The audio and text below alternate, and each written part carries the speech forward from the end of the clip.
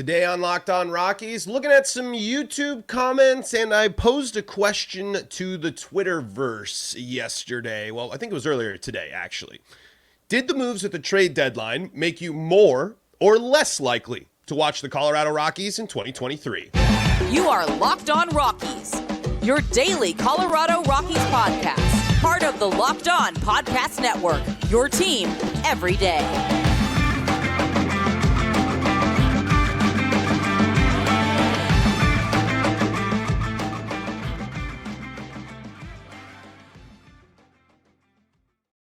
Rock on Rockies fans, welcome into the Locked On Rockies podcast right here. I was going to say brought to you by, we don't have a title sponsor today. We'll get to those later, but we are the Locked On Rockies podcast right here on the Locked On Podcast Network, where you can find your team every day. And if your team is the Colorado Rockies, well, guess what? You're in the right spot. That's what we do around here each and every day, is talk about the Colorado Rockies here and bring you your daily Colorado Rockies podcast, free and streaming on your favorite streaming service. You can find us on the Locked On Rockies YouTube channel. You can find us on SiriusXM and the SiriusXM app as well. Just search Locked On Rockies or Colorado Rockies for all your play-by-play action. Today on the show, we're going to look at some fan response, kind of some fan stuff going on today. I think fandom is on my mind right now about the Rockies. We're in a weird spot of the season. August and September can always be weird when your team is out of it. But this year, we saw something different, and it's been a big topic of conversation since it happened. It's been a big topic of conversation all week. So got a couple of fan responses, and I wanted to talk a little bit about it on the show. And I also wanted to dive into some YouTube comments as well that we've gotten on a couple of episodes, a couple of things that Rockies fans have fired off. And I also just want to talk about how, boy, it would be great if the Rockies got to play in the NL Central and dealt with that slog there year to year, as opposed to the NL West, kind of my usual lamenting of that. But we'll talk about that here and more coming up on today's show. And let's dive into my tweet here, or whatever it's called. I'm still calling it Twitter, I guess, until it doesn't make any sense not to. But I tweeted out earlier today, I said, following the trade deadline, are you more or less interested in watching the Rockies for the rest of the season? Got a couple of responses here. At GirlDad88 says 50-50 on the rest of this year, but excited for the future. France Rockies. Yeah. Side note here. What's been so cool this season, especially and I got to give a shout out, I think, to Peter Pratt, at least from the guy that I know, host of Locked On Marlins. He's really exposed me to how much, and France Rockies. Since the show's been started, France Rockies has always been a supporter on Twitter, always engaging over there as well. But these accounts and these people are so good at showing how much the game has grown, and it's just so cool that the UK verse of Major League like coverage and fans, they have this, they're all kind of like Peter, they all have the same type of mindsets, they take the similar videos, their commitment goes above and beyond to be on tape delay, to avoid spoilers, jump on in. I mean, it's really cool to see how international baseball is, especially in, with some of these places, and how connected. And, France Rockies is a prime example. Others, out there in France still supporting this 42 and 66 ball club, updating the Twitter name every day with the record and tuning into the show as well. So shout outs to France Rockies as well. And Halen _2112 says, since the season was never about wins and losses, I'm more excited to watch now because we get to see the young guys play more. And I am curious, and I really want to hear more about this from folks here after you listen to the show today, because there's really a lot of ways to look at this. And I remember having some similar interactions to this when the 2021 deadline, and a little bit last year, not so much last year, but especially with Gray and Story and things of that nature. And when the Rockies did last year go younger. And decide to go younger with some of their players as well. I saw some of these comments. Disappointed that not more time for the veterans. They want to see the Crones. They want to see the. I remember it. I don't remember who said it, but I remember a comment was, "We want to see the Rockies, not the minor league team." I can't remember if they specifically said the Isotopes. And that one has always stuck with me, Because as we've entered this weird part of the season, August and September, in a lost season where there's lots of baseball still left for us to enjoy and watch. I mean, we got to soak up all of our Rockies we can get because we know that there's an end point to this here in October. Not in October where we want it to be, but where the season trickles over and ends there. So when a team does what the Rockies do, does that make you more interested? Because the question...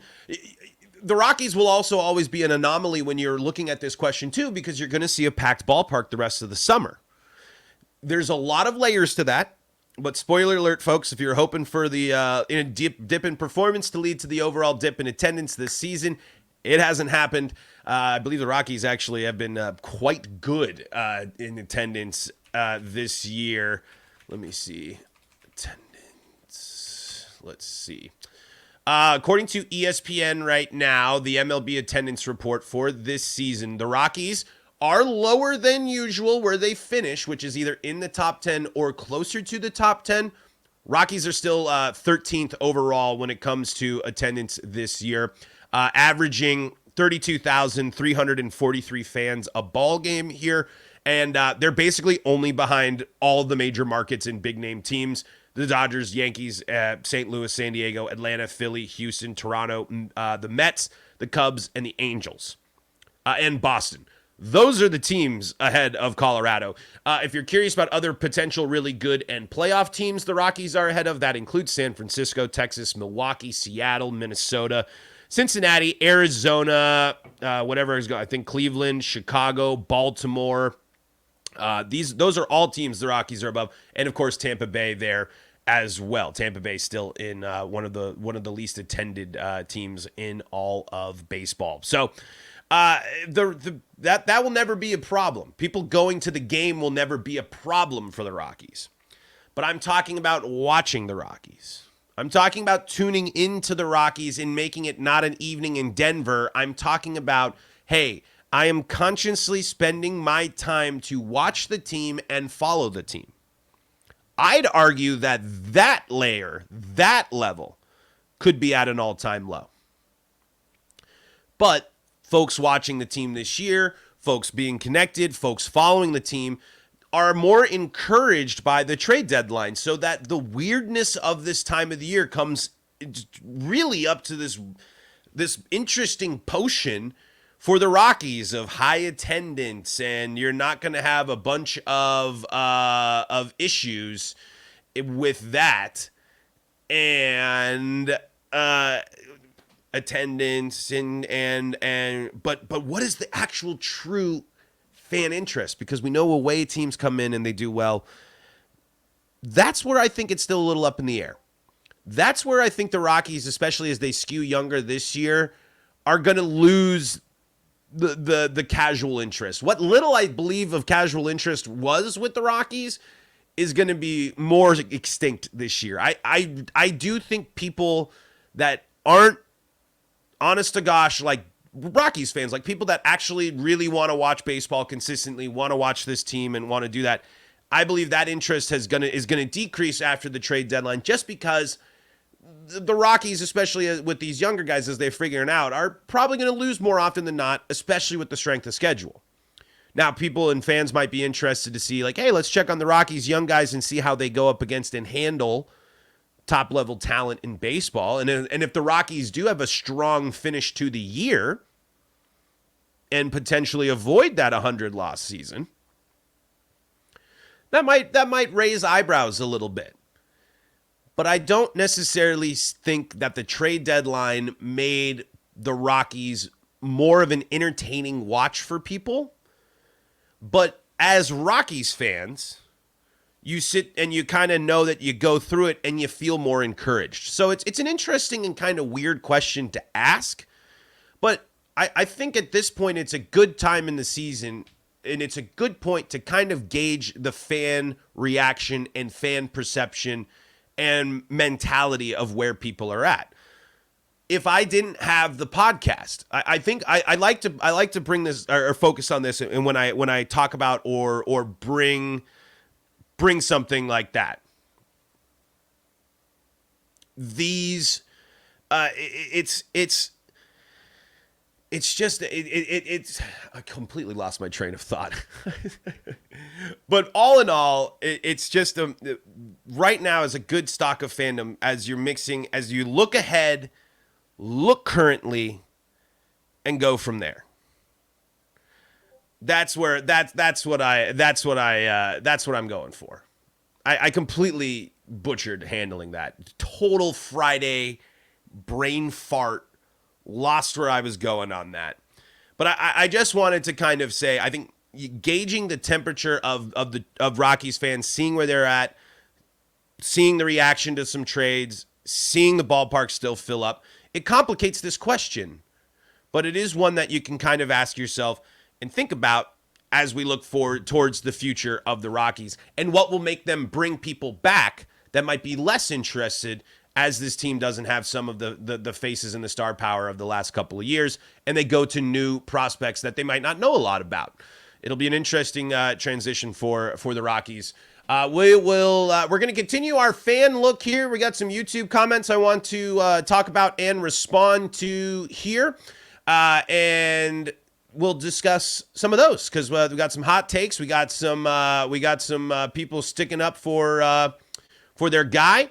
For Bill here, we got somebody defending him a little bit, and I think that's deserved. We got some great YouTube comments we'll get into here coming up in segment number 2.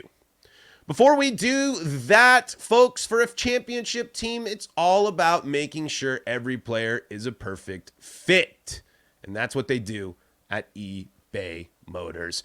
eBay Motors is the place for you the next time you need parts and accessories. Head to eBay Motors. With eBay Guaranteed Fit, you can be sure every part you need fits right the first time around.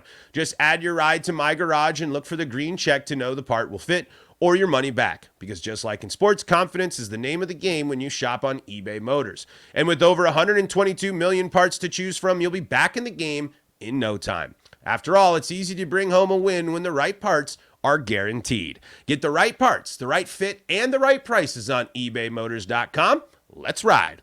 eBay Guaranteed Fit is only available to U.S. customers. Eligible items only. Exclusions do apply.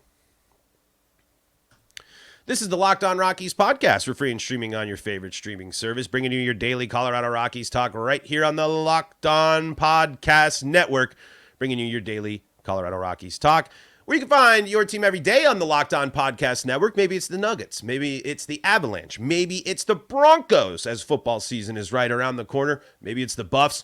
They got you covered here on the Locked On Podcast Network. You can also find us on SiriusXM and the SiriusXM app. Check it out there.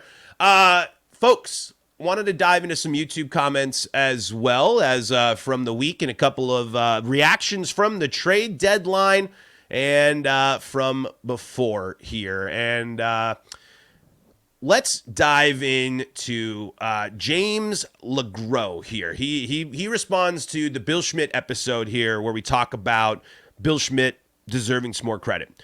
He says, what happened in 2021 cannot be blamed on Bill Schmidt. Schmidt was a pawn. He was the easy hire following the release of Jeff Bridich. When the trade deadline came around, he was an interim general manager without any real support from the leadership team. And remember, Dick Mumford and the rest of the leadership team kept saying they were going to go through a full hiring process, which they lied about, which handcuffed all of his decision-making. This is an excellent point here. I hope I mentioned it because we discussed it. The 2021 trade deadline, analyzing it, especially through the lens of Bill Schmidt, gets complicated due to the fact that Bill Schmidt wasn't given full power. I think the biggest takeaway is the last part of the comment here of us, the Rockies themselves saying they were going to go through the full hiring process when in fact it seemed like it was Schmidt all along. I mean, there really wasn't a big process. We didn't hear about a bunch of interviews. We didn't hear about a bunch of people coming in. We didn't hear about a bunch of things. Bill Schmidt just got appointed and got the bump. So that's so when we are looking at it, and when we're looking at the issues of that trade deadline specifically, now the light's on him. 2020, and that is going to include I'm putting the Chris Bryant contract in there as well. Now the light is on him. Well, of course, I'm putting a Chris Bryant contract on him because technically he was the GM at the time. But anyway, Dick Monfort was all involved, it seems like, or at least more involved than usual than when the team has a GM in place. That interim team, that trade deadline by committee mindset totally got in the way of that. So that's a very, I think you can't knock Bill too much for 2021 and the interim stuff because it does reek of Dick Monfort overreach and Dick Monfort messing with. Totally there. So I think it's a fair way to it's a fair way to look back, especially when you're looking at something like criticizing a performance or making moves. I think that's important context there. Let's see. James has another one. He follows up on that same video as we talked about the Chris Bryant contract being a part of this. You can't judge the Bryant contract until it's over. His contract is similar to the Larry Walker signed, and part of the contract is showing similar to Larry Walker. I remember Larry Walker. I remember loving Larry Walker and watching Larry Walker. I was too young to follow the minutia of baseball there, but you can't sit here and say you can't judge it. Unfortunately, 2 years of the contract are up. Money has been spent. Money has been committed. The impact on on his trade value, his role on the team, his impact on the team, it is not too soon to start judging that because the turnaround from Bryant has to get more and more impressive over the next years. He has to be a above war contributing player, and that pressure really, when you're looking at when you're judging the quality and the results and the value of the contract, the value looks terrible. The contract looks bad right now. That can change. The judgment of the contract can change. Of course, there's time. And I hope it ends up like Larry Walker. Absolutely. But baseball's a way different game now since Larry Walker played. Baseball's in a different spot. And Chris Bryant is having trouble staying healthy. It's not one issue. It's the back, it's the foot, it's the hand, it's the this, it's the that, it's the this and that and other thing. It is not too early to judge the Chris Bryant contract. In reality, most likely, the Rockies overpaid and were so blinded by this long-standing love and obsession over Chris Bryant that the Rockies were willing to do anything possible to make that deal done, including paying him the money they did. I think that you can judge the Chris Bryant contract. Absolutely. As we get, you do not have to wait until it's over, because that would, if you have 5 years of of him being a below average player and 2 above, that's a bad contract. If it's closer to 50-50, if he really contribute, maybe that 5-2 split isn't as much. I believe it's a 7-year deal. Regardless, if over half the contract he spends being a below average player, that's a bad deal. That's bad value. That's not money well spent, and that's not helping the Rockies get better. Since Chris Bryant has become a Rocky, he has not helped the Rockies get better overall. So that contract deserves to be judged, and I don't necessarily know if Bill Schmidt's the only one to focus on there. I think it's more of a detriment of this, of again, the Rockies foaming at the mouth, want to retain or get this certain, they just have their hyper set focused on that guy. And they made it done. They got the deal done. That's props, bringing a big name free agent. We've talked about that before. But you can certainly have concerns with the overall impact of the Chris Bryant contract and start to build your judgment about it, or at least judge this the contract so far. Silver Bullet 9442 says, diehard Marlins fan since 1993. I've always enjoyed keeping up with our expansion brother Rockies along the way, though, of course, I don't have a chance to watch the games, so I'm thankful I have this podcast to help keep up with the Rocks more consistently. Keep up the great work. Thank you, Silver Bullet. Appreciate that.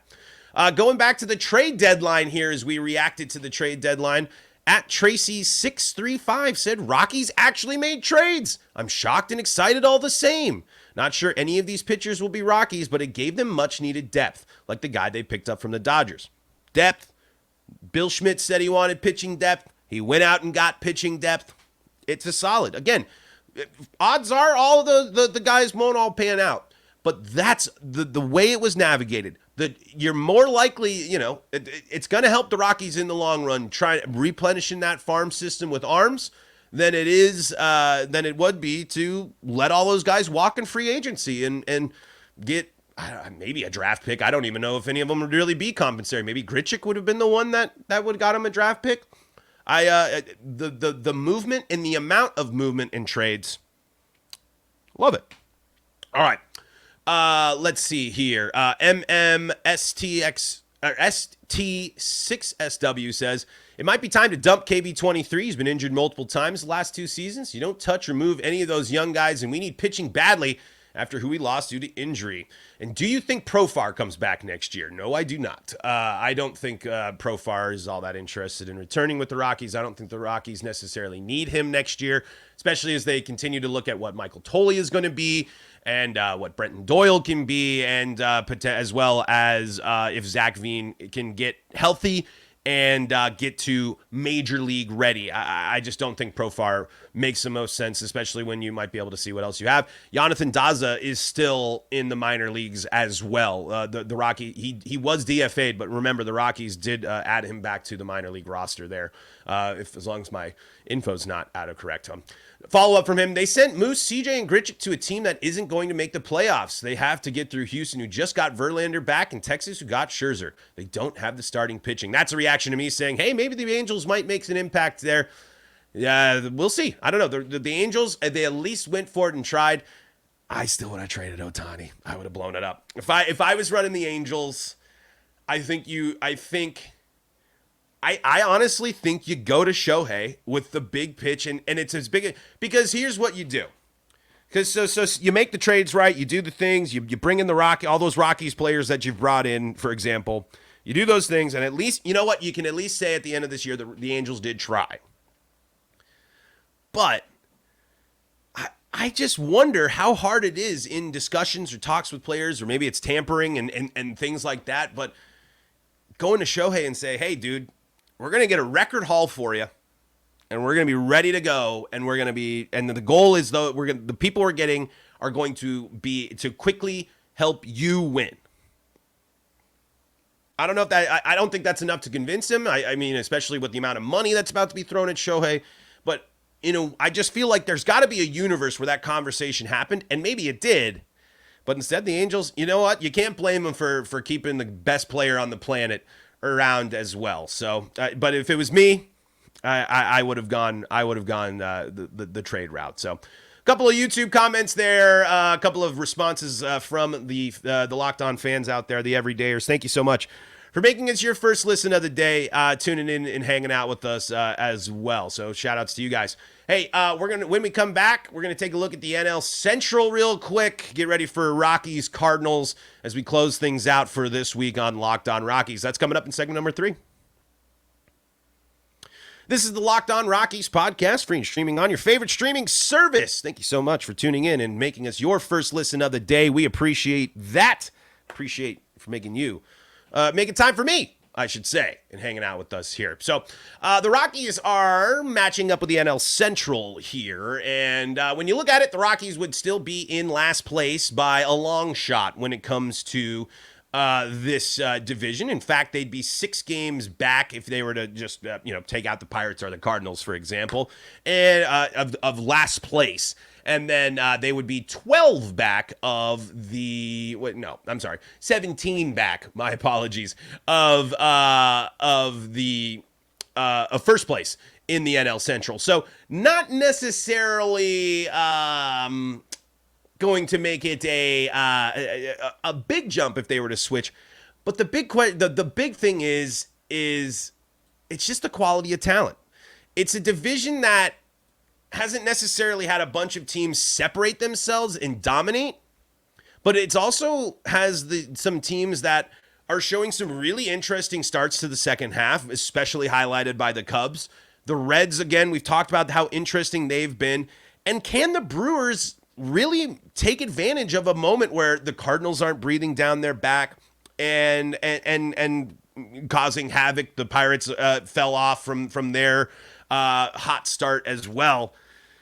It just would be so much more refreshing for the Rockies to play these teams. I just think the Rockies would fare so much better against these teams, and maybe historically hasn't always proven the same. But when you do look at the other divisions around baseball, it's a bummer to see how much of an outlier the Rockies still remain. That hasn't always been the case in most years, but this Central is going to be one of the divisions to watch going forward. As we get closer to the closer and closer to the postseason, this race is going to be really, really tight and really, really close. Folks, I'm about to have a big cough here sneaking up on me, so I'm going to end the show now. This cold hopefully will be gone away, but thank you for making us your first listen of the day. Thank you for tuning in here and joining us on the Locked On Rockies podcast. Check us next week, and until next time, we'll catch you on the flippity flip.